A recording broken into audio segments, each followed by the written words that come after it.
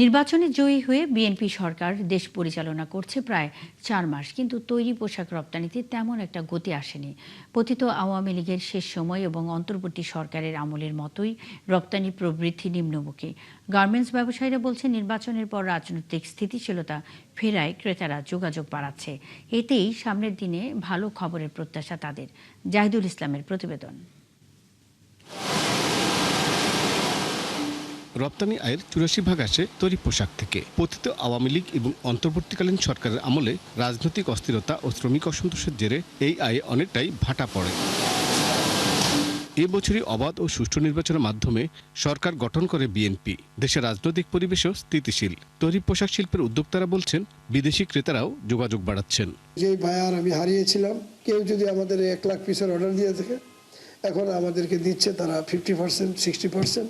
আজকে যদি 60% আগামী জন্য ইনশাআল্লাহ 100% পাবো। ফেয়ার বা সিম্পোজিয়াম সেমিনারে আমাদের অ্যাটেন্ড করতে হবে, কারণ হচ্ছে আমাদেরকে এই সেক্টরকে নিয়ে কেউ যে লবিং করবে অ্যাকচুয়ালি সেই কেউ কিন্তু নাই। বিনিয়োগ হয়ে গেছে এই ধরনের প্রতিষ্ঠানগুলি যাতে ইকোনমিতে কন্ট্রিবিউট করতে পারে, উৎপাদনটা কন্টিনিউশন থাকে, সেদিকে আসলে সরকার মনোযোগ হওয়া উচিত।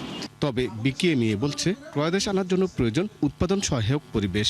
4টা জিনিসকে আমরা আইডেন্টিফাই করেছি যেগুলিকে ইমিডিয়েট সলিউশন দরকার। যেমন 1 নম্বরে হচ্ছে আমার জ্বালানি সংকট, 2 নম্বর হচ্ছে ব্যাংকিং খাতের যে চরম অসহযোগিতা, 3 নম্বর হচ্ছে এনবিআর এর নানা রকমের পলিসি জটিলতা, স্বেচ্ছাচারিতা বন্ধ করা, আর চতুর্থ হচ্ছে আইন শৃঙ্খলার জিরো টলারেন্সে নিয়ে আসা। বাইং হাউস অ্যাসোসিয়েশন বলছে, মধ্যপ্রাচ্যের যুদ্ধের কারণে কাঁচামাল এবং পণ্যের খরচ বেড়েছে।